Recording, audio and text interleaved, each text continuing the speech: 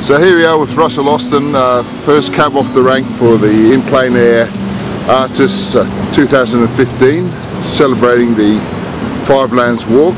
And Russell was the winner last year of the art prize, and just wondering what he's got in mind this year, or is it a surprise?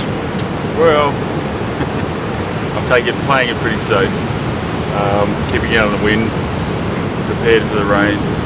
But just trying to conjure up a decent image from a fairly simple one. So, yeah, cutting some corners with a blue surface. But yeah, these waves are amazing coming up the back there. Yeah, it's going to be a great day.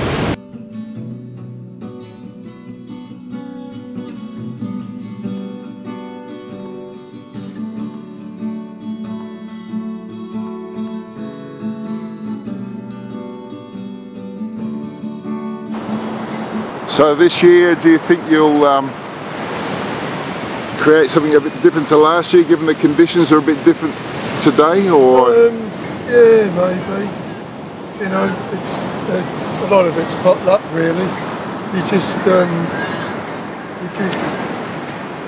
a go, and sometimes it works out really well, and other times it's not so good. We'll have to wait and see. Yeah.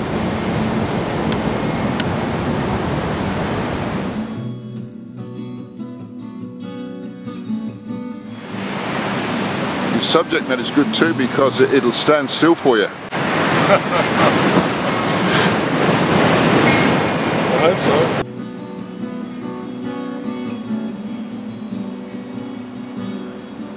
It's the shark tail, he's quite iconic, so really place to be somewhere people recognise it.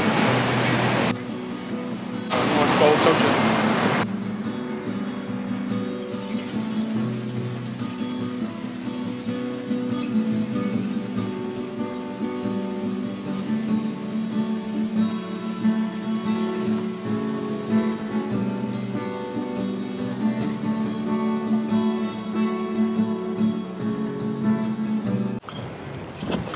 Okay, we're here with Karen McPhee at an earlier time of the day compared to last year. So this is 2015 Five Lands Walk in Plein Air Artists, and she's working in a different medium this year. So why did you choose acrylics this year?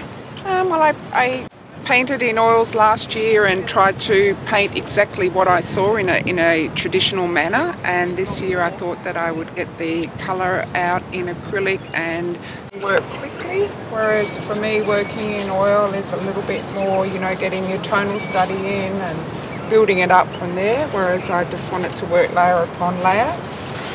Yep. Laying down paint, pulling it away.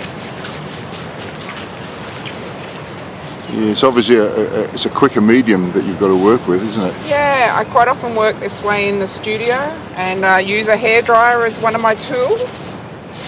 Okay.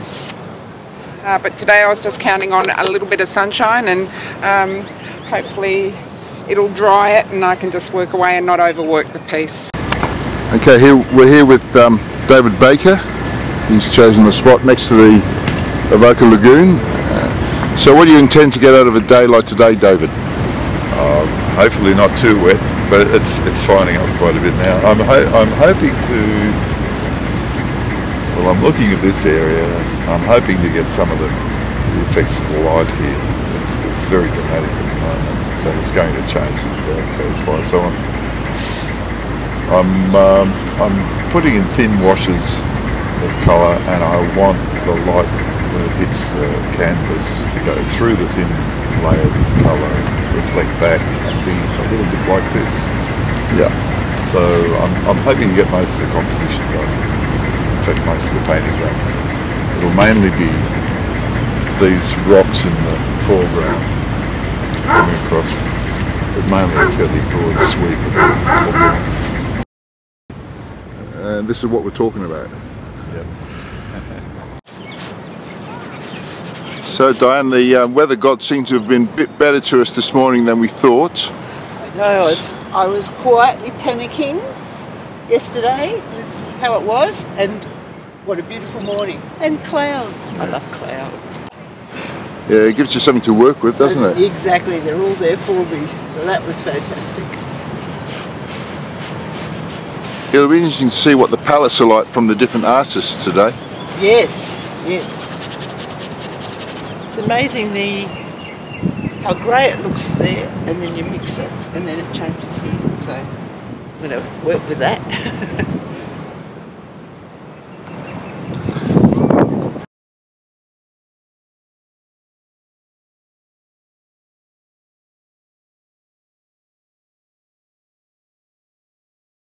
There was this letter that Cézanne wrote to one of the other artists and said, "Oh, you'd be laughing at me now, I'm painting here. I've been painting today and I had icicles in my beard." So, you know, if Cézanne, the great artist, could get icicles in his beard, I think we can handle a little bit of You can put up with Avoca Beach. Yeah, it's not too bad. So do you typically put that foundation down in your paintings? Yeah, or you, I usually put a brown sort of cartoon and that sort of lays it out for me. Yeah.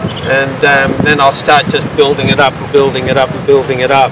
Because it's plein air, it's going to be wet in wet. I tend to work in my studio paintings more wet on dry. I layer it up. So this is different, you know, it's a different technique.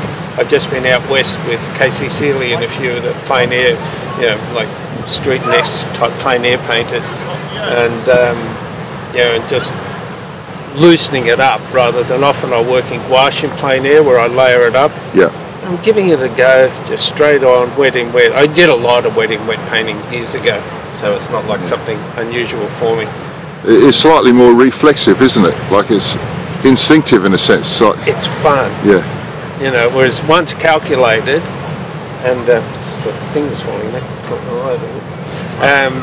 But this is, you know, it's fun because you've got it, like it's tense, but it's a bit more, as someone described plein air painting, is a bit more like sport. Yeah. You know, you're there in the moment, you've got to be in the flow, whereas in the studio I'm calculated. You have, like you'll be doing a whole layer and you'll be in the flow in that, but not trying to get the whole thing completed. Yeah. You know, and then you can stop and go and make a cup of tea and, you know, and say I'll come back to it, I've done that, I'll come back to it tomorrow. Can't do it here. Yeah. Got till 4 o'clock. Can at least get one done, hopefully 2 or 3. Yeah, good.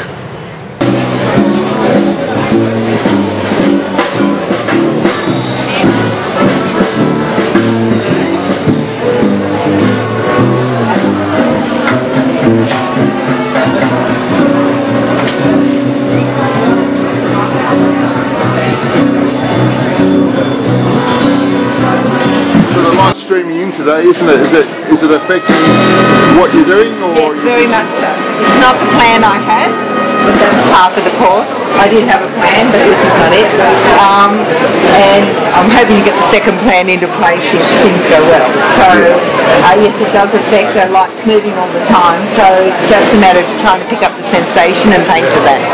Not so much what I see, but more the sensation of what I see. Yeah.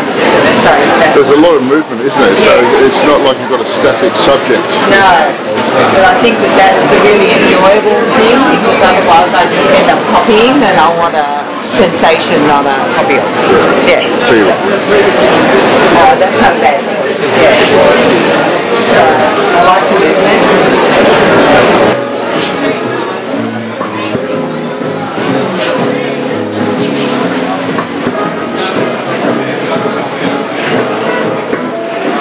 So Margaret, you've got a lovely broad canvas there. Have you got to work quickly to capture what you're seeing?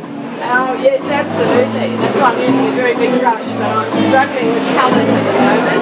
So it's not happening at the moment. This is about the worst time you can find it. Don't worry, don't worry.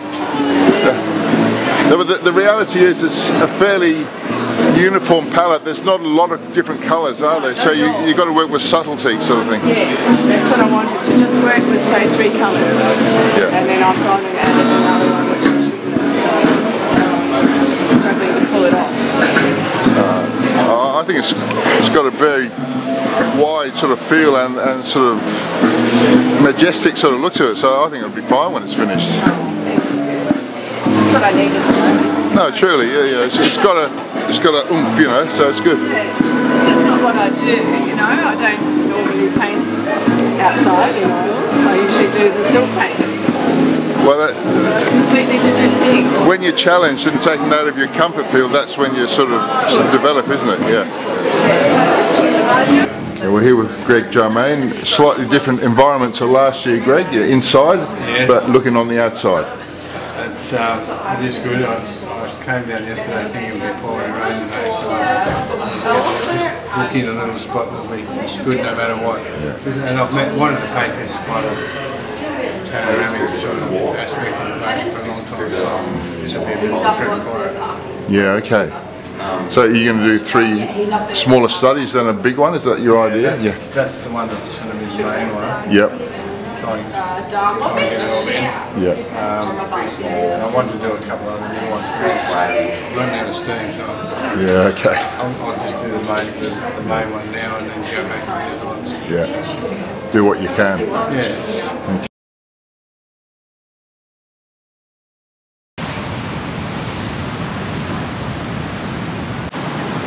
So how do you find it painting outside in plein air? I love painting plein air. It's my favourite way to do it. I like the time. I like having a time limit. Yep. Compared to in the studio where you can work on it for months and you get nowhere, whereas you're sort of forced to finish it. So outside, it's good.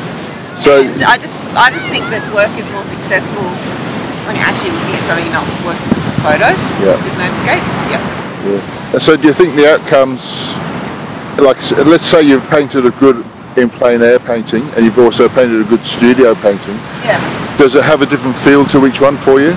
Or are they recognisably your paintings, or are they quite different? I definitely feel like plein air, like my paintings seem more alive. They've got a freshness to them, and I mean I do a lot of work in the studio, but my most successful paintings are definitely ones that are done outdoors. Yeah, okay. Yeah.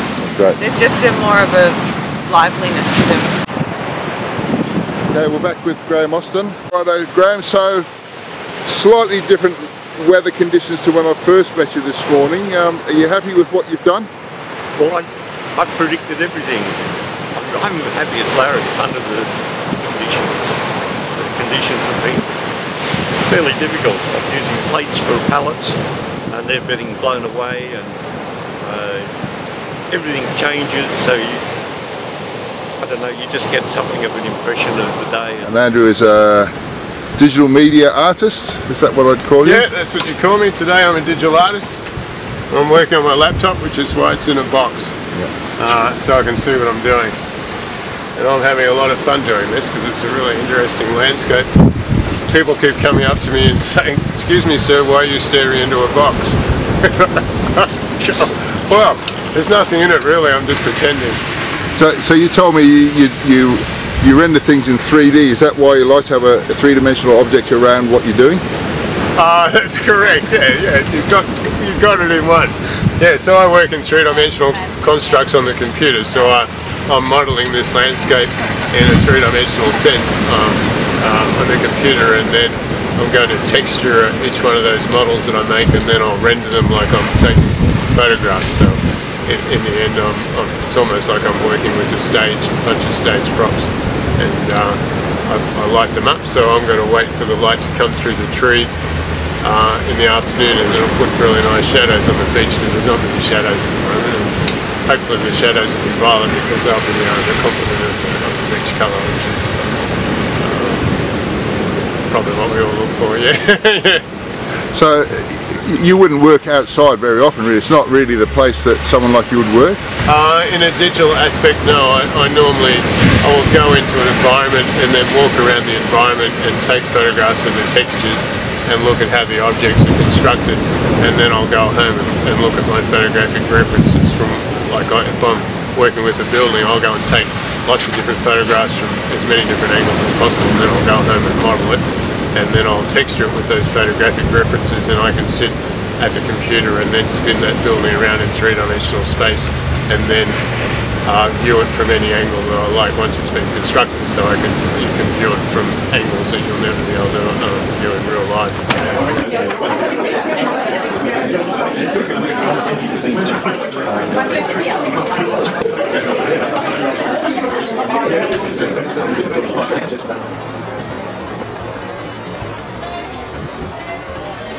All a bit of a surprise, but this pixelated kind of technique, I just thought if I went up with even just random abstract colours, they still look quite nice, you know, when they're done all up. It's not that far away from the, you know, the photorealism that I paint, really. You know, it's especially when it's just like totally photographic pixels. You know, this is just much more chaotic and random, and just, you know, you'll get what you'll get kind of thing. It could have been a relatively flat palette before. It was just grey everywhere, wasn't it? And now you've got the colours coming out. Yeah. That's right. And if you can't go back over it, because otherwise you put things that just don't tone what it was before. I think that's the secret. Just to keep it as it was. Just that's your impression. Then leave it.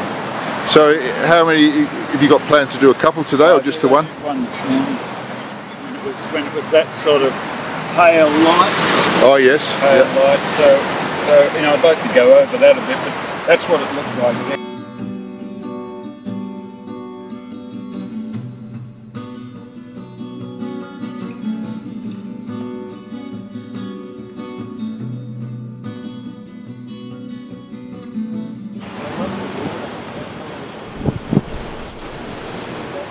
Okay, so Mike, plein air, on plein air or in plein air is not your normal mode of painting, is it? You like to work in a studio.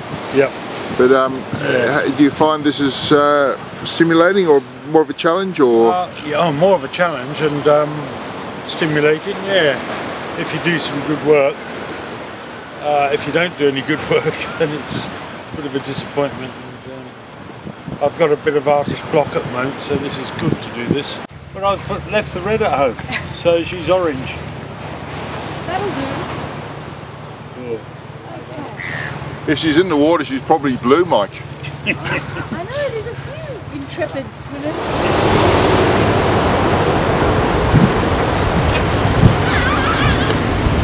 When I first got here, there was a big black funny sky with a punching hole of sun coming through.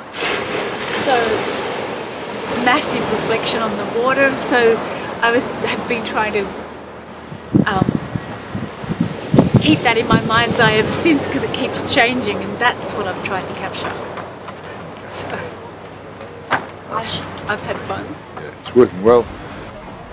With it being over 10 years, I thought we'd go with the actual Oh yes. what we do in our actual art. So we have like good spirits, like meme spirits. So that's what we use, a meme spirit. And on some of the totems and like the lamps and the formation and those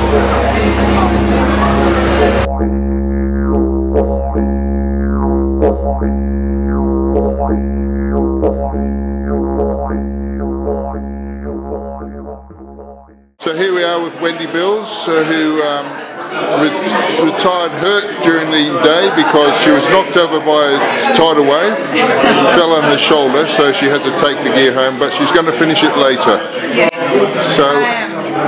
So how do you relate today's experiences, Wendy? It was beautiful, unexpected.